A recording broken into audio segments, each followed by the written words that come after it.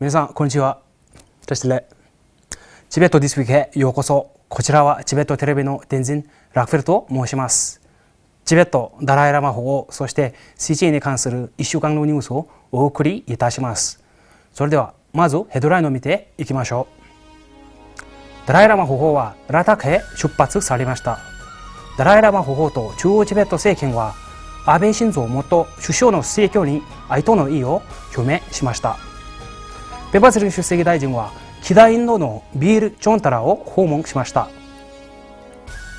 アメリカ合衆国議会ではチベット問題解決促進法の強化法案が提出されました。ダッシュルンボ総員のチェ・ギャブリンボチェは欧州議会のチベット支援グループのミクラス・ペクサ議長と面会しました。ジュネーブにて第126回チベット連帯キャンペーンが行われました。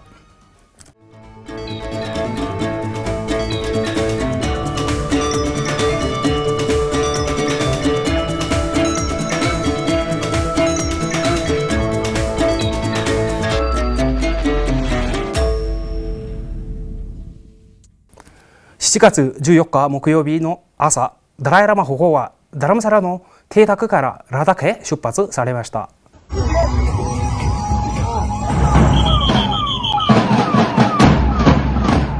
新型コロナウイルスの流行が始まって以来、これまではオンラインやダラムサラでの謁見のみでしたけれども、今回が初の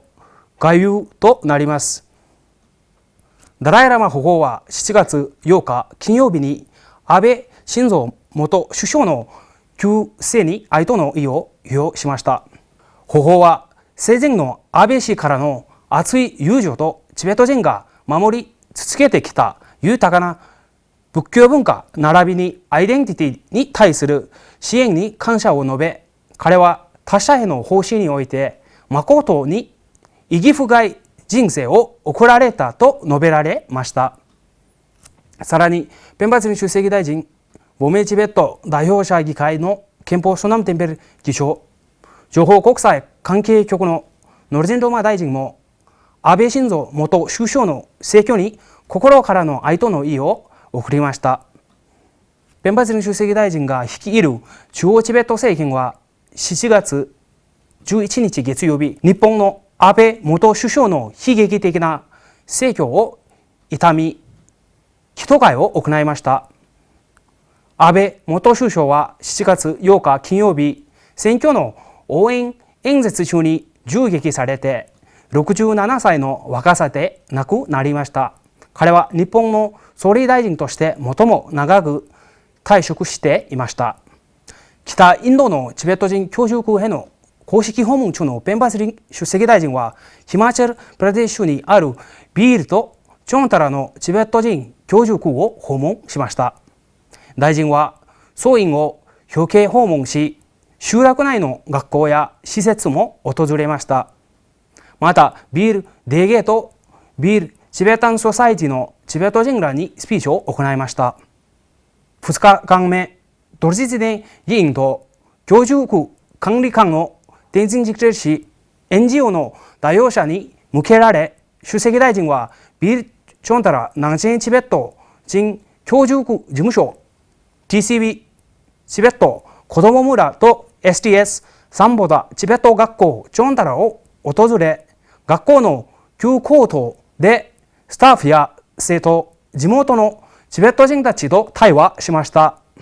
出席大臣はまたパルペル・シェラプ総員で医学と先生術のカリキュラムや実習を終えた第1期生の修了式に出席し、スピーチを催しました。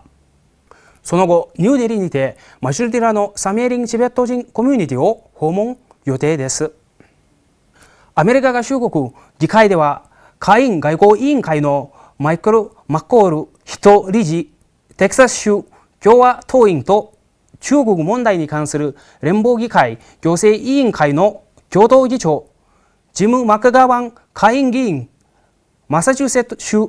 民主党員はチベットと中国の紛争の平和的な解決に向けて中国とダライラマ保護との対話を促進するアメリカ合衆国の政策を強化する法案を提出しました。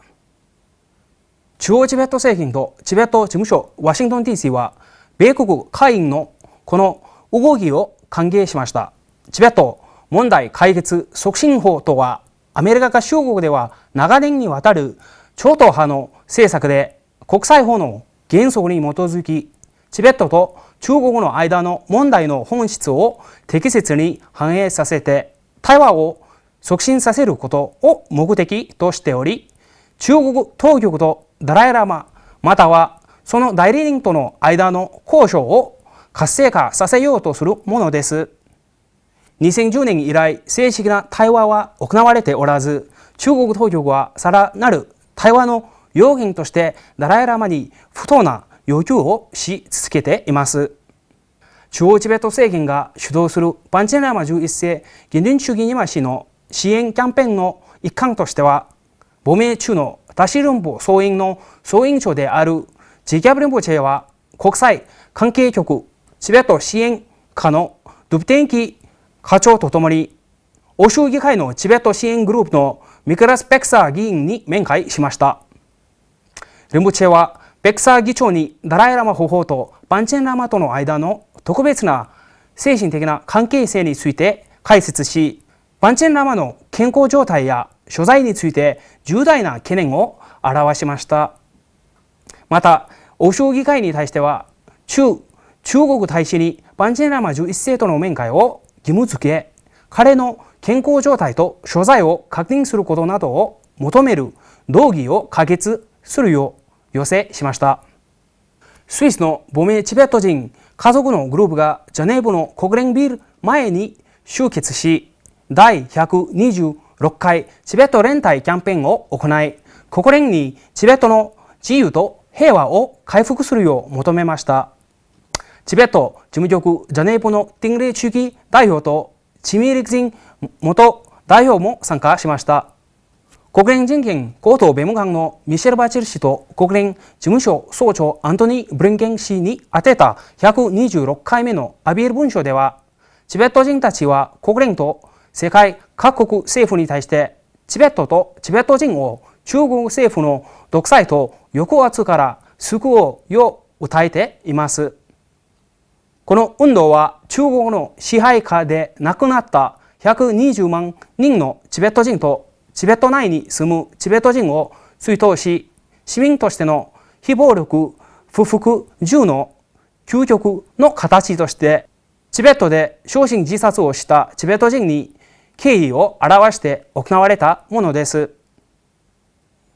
皆さん、今週のニュースはこれで以上です。ご視聴どうもありがとうございました。皆さんにとって今週も良い1週間になりますように。はい。